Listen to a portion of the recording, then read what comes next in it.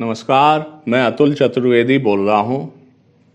हमारी podcast the wisdom weave के अगले एपिसोड में एक बार फिर से आपका स्वागत है। जैसा मैंने पहले भी कहा है कि इस पॉडकास्ट में विषयों का कैनवास बहुत बड़ा है, लेकिन बीच बीच में इलाहाबाद संबंधी पॉडकास्ट भी आती रहेगी। क्योंकि अभी शुरुआत है तो शुरू में 2 पॉडकास्ट जो थी वो इलाहाबाद विषयक थी। ये तीसरी पॉडकास्ट इलाहाबाद की ही है और इसमें आज चर्चा है यूनिवर्सिटी के चुनाव की, यूनिवर्सिटी के राजनीतिक माहौल की और मशाल जलूस की। जब मैं यूनिवर्सिटी में 1978 में इंटरमीडिएट करके गया तो वहां पर श्री जगदीश चंद्र दीक्षित जी प्रेसिडेंट हुआ करते थे, आउटगोइंग थे। फिर इलेक्शन हुआ और श्री अनुग्रह नारायण सिंह हुए। आगे के चुनावों में राकेश धर त्रिपाठी जी अध्यक्ष हुए, रामाधीन सिंह जी हुए, कमलेश तिवारी जी हुए, अखिलेन सिंह जी हुए, एसपी पांडे जी हुए और भी चुनाव हुए। कभी सुनीता द्विवेदी जी जीती, भोला सिंह जी जीते, विवेक सिंह जी जीते, परमानंद मिश्रा जी, हर्षमणि त्रिपाठी जी और फिर आगे चल के देखें तो के रॉय साहब, शोभनाथ सिंह, इसके अलावा केशव देव त्रिपाठी भी थे, त्रिफला जी थे, एसपी गोस्वामी, अभय अवस्थी, प्रभाकर भट्ट, इंदु सिंह, धीरेन्द्र प्रताप सिंह, हर्षमणि त्रिपाठी और न जाने कितने नाम हैं जिनके नाम आरपीएन सिंह, जितने नाम लेते रहें बहुत लंबी लिस्ट है। और इन सभी लोगों की खासियत ये थी कि इनका छात्रों से एक आत्मीय जुड़ाव होता था जो उस समय समझ में नहीं आता था। भाई चंद्रकांत त्रिपाठी जी, चंदू भाई जो अब इस दुनिया में नहीं हैं, और भी जो मैंने नाम लिए, शोभनाथ जी, कई लोग हैं जो इस दुनिया में नहीं हैं।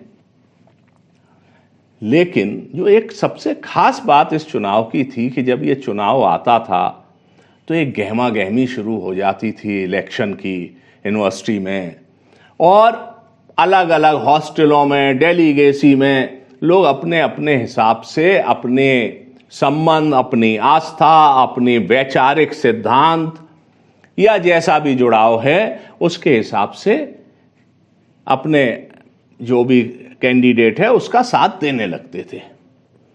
मैं आपको बताऊंगा कि इतिहास जो रहा है वो तो एनडी तिवारी जी, चंद्रशेखर जी, जनेश्वर मिश्रा जी, हेमवती नंदन बहुगुणा जी, ऐसे दिग्गज नेता इलाहाबाद यूनिवर्सिटी ने दिए हैं जिन्होंने देश और प्रदेश की दिशा और दशा को निर्धारित करने में अपने अपने समय में योगदान दिया है। और न जाने कितने नाम है, सबके नाम लेना संभव नहीं है और आज वो विषय भी नहीं है। जैसा मैंने जिक्र किया मशाल जलूस, तो पहली चर्चा ये, एक तो जब मैं इलाहाबाद की चर्चा करूं तो उसमें घूम फिर के सर गंगानाथ झा हॉस्टल और बैंक रोड ना आए, ये जरा मुश्किल रहेगा, क्योंकि ये मेरे जितने दिन मैं इलाहाबाद रहता था ये दोनों स्थान मेरी दिनचर्या का हिस्सा थे। तो हमारे जो मौसाजी रहते थे स्वर्गीय प्रोफेसर राम स्वरूप चतुर्वेदी जी, वो बहुत नियम कानून वाले, सिद्धांत वाले विद्वान आदमी थे और मुझको ऐसा लगता था कि जो राजनीतिक गतिविधियों से अगर जरा भी मेरा जुड़ाव दिखेगा तो मुझे डांट पड़ जाएगी कि क्या इसीलिए इलाहाबाद आए हो। लेकिन हॉस्टल का माहौल और सब चीजें ऐसी थी कि यहां से भी जुड़ाव हो ही जाता था। तो एक बार की बात है, भोला सिंह का चुनाव था, वो उपाध्यक्ष का चुनाव लड़ रहे थे और उस चुनाव में मशाल जलूस निकला। हम भी नए नए राजनीतिक गतिविधियों में यूनिवर्सिटी में शामिल हो रहे थे। मैं और मेरे साथ मेरे न जाने कितने साथी थे। हॉलैंड हॉल में रायबरेली वाले शरदेंदु सिंह जो कॉलविन तालुकेदास कॉलेज में भी मेरे रूम पार्टनर रहे थे, अब दुर्भाग्य से इस दुनिया में नहीं हैं, जिन्हें इंदु सिंह के नाम से लोग जानते थे। और काफ़ी जो संगी साथी थे, हॉस्टल के लोग थे, तो हम लोग उस मशाल जलूस में चले और चूंकि उत्साह बहुत था, एक नई चीज, नई एक्टिविटी में शामिल हो रहे थे, तो उसमें नेचुरली आगे बढ़ बढ़ के नारे भी लग रहे थे और मशाल भी हाथ में थी। अब ये जलूस चलता है और diamond jubilee, Holland hall, university के इलाकों से घूमता हुआ जब ये जुलूस यूनिवर्सिटी रोड की तरफ चला तो वहां मुझे सामने से अपने मौसी के लड़के, गुड्डा दादा वगैरह आते हुए दिखाई दिए और उनके कुछ मित्र लोग थे।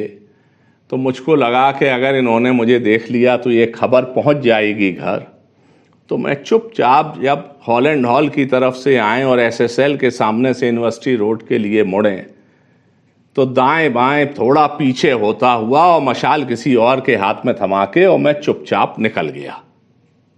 और मैं अपने आप को बहुत होशियार समझ रहा था, लेकिन जब घर पहुंचा तो मुझे मालूम पड़ा कि गुड्डा दादा वगैरह मुझको हाथ में मशाल लिए हुए देख चुके थे और उसके बाद जो मुझसे कहा सुना गया उसके मैं चर्चा क्या करूं। लेकिन इतना जरूर कहूंगा कि मशाल जुलूस इलाहाबाद में निकलता था और उसका धूम धड़ाका रहता था और लोगों में उसका बड़ा उत्साह रहता था। यूनिवर्सिटी के इलेक्शन में लाल पद्मधर की प्रतिमा के पास जब इकट्ठे होते थे लोग और इलेक्शन के पहले जो अध्यक्ष पद के प्रत्याशी होते थे उनका भाषण होता था, उसका जो उत्साह होता था, उसके लिए जो तैयारियां होती थी और उससे एक माहौल बनता था, वो आज जब सोच रहा हूं ये पॉडकास्ट करते हुए तो एक अंदर अजीब तरह की एक रोमांच सा पैदा हो रहा है पुरानी यादों को करके। नामों की पर्चियां, उस जमाने में चुनाव इतने महंगे नहीं थे, या तो वॉल राइटिंग कुछ लोग करा देते थे या डोर टू डोर संपर्क होता था, अपने साथी लोग संपर्क करते थे और एक छोटे छोटे नाम के पैम्फलेट कह लीजिए या सादा कागज पे, उसको विजिटिंग कार्ड कहना तो उचित नहीं होगा, लेकिन एक छोटा सा नाम परिचय करके और बहुत से लोग उसमें वो जो एक एक दो दो रुपए की सेंट की शीशी आती थी वो सेंट की शीशी भी उड़ेल देते थे कि जब पैम्फलेट दिया जाए तो उसमें से खुशबू आए। जो लोग उस जमाने में यूनिवर्सिटी में थे, इस प्रक्रिया को उन्होंने देखा है, तो कहीं ना कहीं एक पैम्फलेट हाथ में खुशबू लिए हुए उनके भी आया होगा। एक किस्सा और सुनाऊंगा और वो किस्सा ये है, बहुत मजेदार किस्सा है कि चुनाव था उपाध्यक्ष पद का और उसमें सुनीता द्विवेदी जी लड़ रही थीं और भोला सिंह जी लड़ रहे थे और लोग भी थे। हम लोग भोला सिंह जी के साथ थे और सुनीता द्विवेदी जी का भी प्रचार बहुत जोरों में था। जब वोट पड़े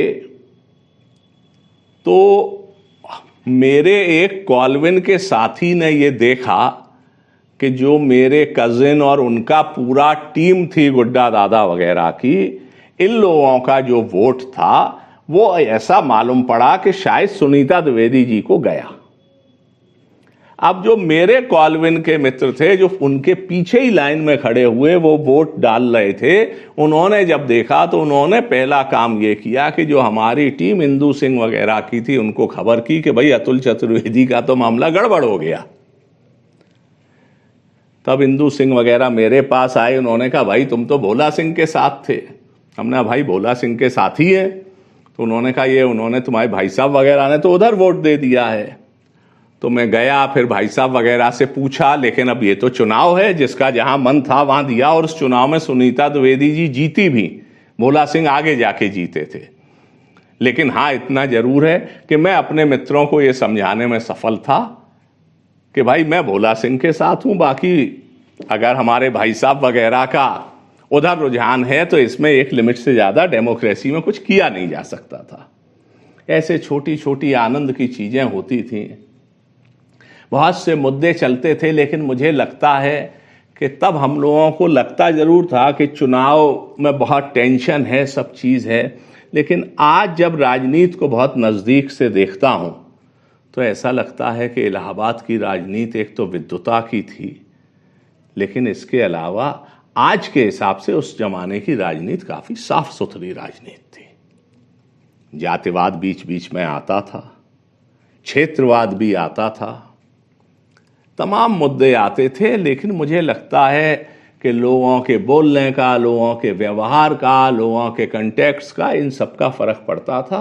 और यूनिवर्सिटी का चुनाव बहुत प्रेस्टिजियस होता था, और जो लोग उस चुनाव को जीत जाते थे वो लोगों के काम भी आते थे, और आगे चल के कई लोगों ने पॉलिटिक्स को कैरियर बनाया और उसमें बहुत नए नए मानदंड मापदंड स्थापित किए।